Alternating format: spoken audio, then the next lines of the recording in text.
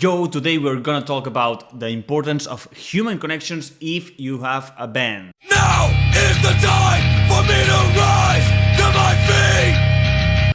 What's up? This is Bibi. Welcome to a new episode of Touring is My Business from my home again.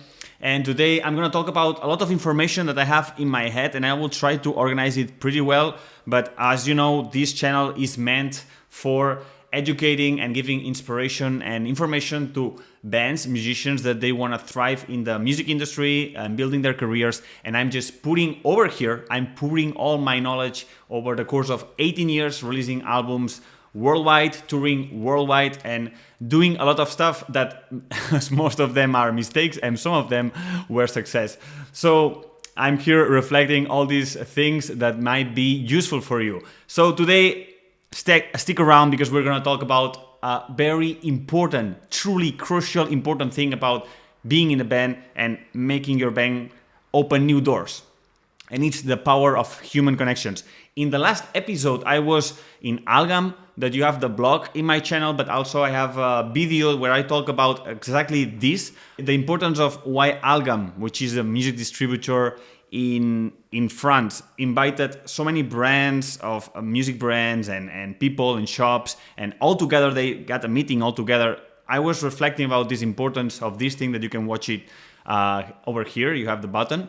You can watch this episode. But basically what I was telling here is how important it was to create this event where the different partners of a same project, which is the music instrument industry, they gather together to have the same goals and row together as a team.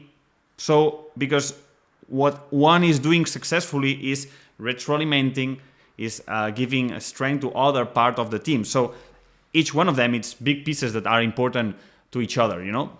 So that's why it's important that everyone has the same goal and row in the same direction. And I put this metaphor as a band, how important it is to do these meetings and have this connection in between the band, okay? But let's today put attention on how important is after you do that. After you create this bond with your band, your vision, you connect with this higher vision, your higher goals that you want to achieve with your band, okay? Let's put it like this, okay? Once you create the vision within the team in the band, the next step is feeling worthy of that vision. What do I want to say with that? Is that it's very easy to create an image of, okay, for example, you have a band and you never played the biggest festival in your country, and you would like to, for that or the next year, you would like to be confirmed as a band confirmed for that festival, okay? So maybe your vision is, okay, let's put this as a very priority. Be confirmed in this festival for next edition. This is your vision, okay? But there is a big difference between imagining something, visualizing something, than when you feel worthy of receiving that something. So it's very different when you desire from your garage or your rehearsal place, I want to play in this festival next year, rather than the second step, which is very important, feeling worthy, aligned in yourself that you are the musician, the band, worthy to receive an offer from that festival. I don't know if you get the difference, but it's a complete difference of alignment, okay? Because everyone can desire, everybody. I can desire a Ferrari parked down in my street. But it's very different when I feel aligned and worthy to receive that Ferrari or receive that offer from that festival. What do I mean by that? That in that moment, you will start to act like the person who wants to be playing in that festival, which means that the music you do, the content you do around your music, the shows you play, how you prepare your shows, how you prepare yourself as a musician, how you organize deeply inside of the band, how you organize the band outside, in the outdoors. All these things, you know that if they are not aligned with the vision of that band that is playing in the biggest festival of your country, you will know for sure that you're not going in the right direction. Do you understand?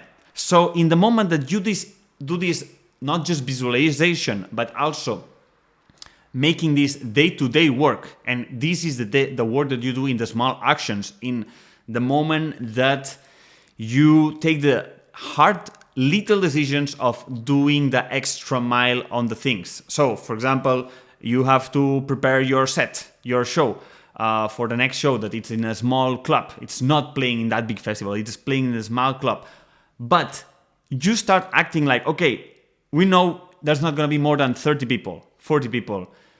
But can we prepare that show like if it would be playing in that big main stage?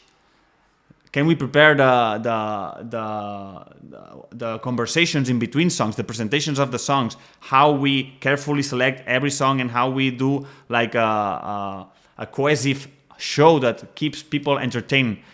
Can we think about ideas to engage with people so people have a better feeling and more connected to our band?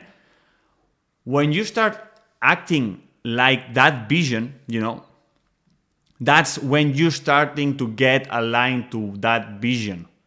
And that's when you start to feeling more and more worthy. The more actions you take in that direction, you will start to feel more and more worthy to receive that vision, that gift, that outcome that you desire. And that's when the game changes, okay? And when you are ready for that, okay, and now I come back to the power of human connections, it's when you as a band or musician, you are aligned to that vision that you already set with your bandmates. It's then when you can achieve and work with your connections, and those connections, because you change yourself, they will open more and more doors. I don't know if I'm explaining because this is a bit complex, but it's in that moment that you have 100% certainty where you want to be, what are your actions that you're taking every day to go to that goal, is that when you will approach your connections, and those connections will start opening the doors to you. That's why I put a lot of emphasis, and I encourage all my students in Extreme Metal Business, which is the division of my teaching school, Extreme Metal Picking, where I don't just teach guitar, but I teach also music business to the musicians that they have bands and they want to make a better impact in their music careers and understand the game, how it works. Is the emphasis I put to my students how important it is to go out there in the shows, meet people, meet promoters, meet everybody. When you play shows, be in the merch stand, not just taking care of your fans, which is very important, but also taking care of the possible people that will be there checking around, and they are promoters and they have festivals. And this happened yesterday. Yesterday I went to Le Ferrailleur. It's a venue from Nantes, the city of Nantes in France. And it was a little festival in this venue, and a Spanish band was playing. It was El Altar del Holocausto. It's a great band. And they didn't play too much this area of France. They played the festival some years ago, they told me. And how important was that show that they were in the merch, because I was with them speaking and chatting and updating ourselves. But in the merch place is where the promoter from the festival is there also, and then invites the other promoter of the nearby festival of the nearby city, and invites to meet the band.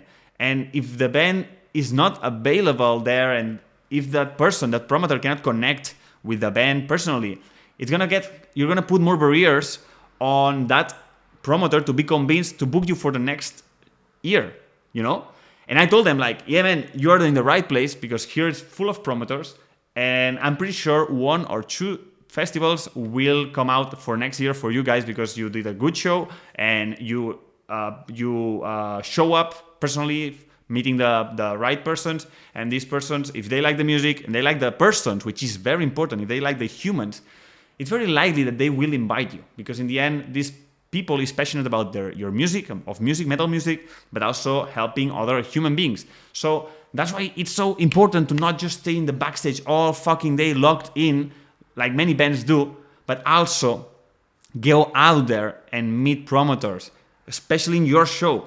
There was another student of mine that told me some days ago that I was speaking also in my socials, in my Instagram, that by the way, you can follow me on at BB Plus, because there I share a lot of knowledge, day-to-day knowledge, okay? He was telling me, Megdi, that he went to a festival in Germany, and they were playing, like, it was a 2-day festival, and he went the day before. Even though they were not playing, he wanted to come before. And what he did? Engage with people, meet people, have fun, and enjoy the festival. And what happened? That during that moment of doing that, he started to know promoters and potential promoters. And it was the next day when they played and they found out that Megdi was the bass player of his band Sublin, that because they created a human connection, when they finished the show the next day after, the promoters, the same promoters that he met the night before, the day before, asked him to play in his festival. And this is how it works. It's not very difficult, but you have to put a bit of intention of being social and get yourself known. And I cannot stress more how important is this for, and not just the people the examples I told you, but also for Cryzix in our development in different countries internationally. It was so key to have these people one-to-one relationships. It's not just sending out an email. It's not that cold. It doesn't work, guys. If you just go to this huge mailing list of all the festivals in Europe, even that you do all the work and you send out 100 emails to all these 100 promoters, they will say, I don't know you, I don't know who you are, your band is okay, it can be interesting, but I have tons of other offers, and also I have tons of other people that I already know, and I might like to help. So that's why this cold approach by email, I'm not saying that it doesn't work, because sometimes it can work, but it's not as powerful as if you go out there and meet the people around you that is there, because promoters are passionate people. They are not businessmen that are away from the music. They live music. They're making a festival and risking their money because they are passionate about music and supporting music, and they want to support new artists. But first of all, human connection is the same as when I told bands, you have to create content. Why? Because people need to connect with you. Fans need to connect with you first to then become your fans, and so the audience have to connect first with you personally, and then they can enjoy later the music and they will become fans. That's exactly the same process. Promoters, if they know you first personally, and then they will be the ones that they will approach you and they want you for their festival. Okay, so yeah, this is the main thing that I wanted to share. Also, I wanted to share that with Cryzix, it's something that was so important in the development internationally, and I can say because I was the first one doing this job in France, for example, with some friends that I had, or relationships I built also inside the Hellfest office with people from there, and also in the agencies in France, other bands like Ultra Vomit. And every time that I did this work, it was not like, okay, let's go and meet people that will open doors in the future. But it was more like, okay, bro, I like you. I don't know who you are. I don't know who the fuck you are. But I like you. And you are funny, I'm funny, and we're getting a good time together. And then you discover that this guy is working for this or for that. Or he has a friend who is working in that office, and he connects you because he wants to help you, because he already connected with you. And this also happened in Spain too. I remember it was a funny story that I was taking a pee in Madrid in Sony's Fair watching Iron Maiden. I went to take a pee like a normal person, and I was peeing next to the boss of Resurrection Fest, Ivan Mendez, and I didn't know who was he, and he didn't know who I was, and we just started to talk about how shitty was the weather in Madrid because it's so fucking hot, and they are used to more fresh weather in the north of Spain, in Galicia. And he started to tell me, yeah, I have a festival. It's more fresher than this, and I like it more. And I thought, oh, that's cool. I love north of Spain. And then I realized that he was the owner of Resurrection Fest. And there's where we exchanged it. That's when I also told him that I was the guitarist of Cryzix. He knew the band, so we exchanged our contacts and we began our personal relationship. That doesn't mean that we started to negotiate anything, but we started to build a personal relationship. So I'm not gonna extend more. I think you got the point, right? You got the point of how you achieve things. So now it's time for you to put the work and go out there. Go out there in the next show that you have nearby your area. Go out there in the festivals. Go out there. And when you play 2 times more or 3 times more action, more massive action of not just staying locked in the backstage. Not don't get locked in the backstage. Forbidden. Go there. Go to the merch. Go out there and meet people, fans, promoters. That's when you cook your business career. Okay, guys? And I want to help you guys with this information. And if you want to receive my advice or whatever, don't hesitate to contact me on Instagram and ask me what you're struggling right now. I will give my advice, my perspective for free, bro. Just contact me. I really want to help people. So you have my Instagram over there. I share a lot of content that is going to be useful for you and cool information. So stick around. Follow this channel. It's going to be very useful. You have tons of episodes that you can learn a lot from my experience in the playlist Touring is My Business is over here. And guys, thank you for watching. I'll see you in the next episode. Cheers.